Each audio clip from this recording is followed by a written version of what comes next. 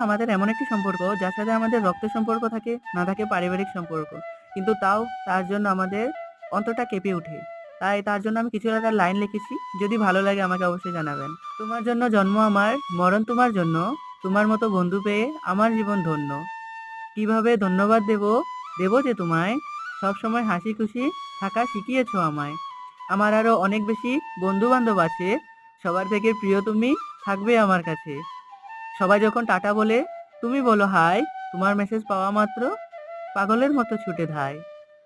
বন্ধু নিয়ে অনেক গল্প, অনেক তার জন্য একটা কবিতা লেখার চেষ্টা করলাম আমি। বন্ধু তুমি ভালো গো, বন্ধু প্রিয়জন। তোমার মতো বন্ধু পাই আর পাই কয়জন।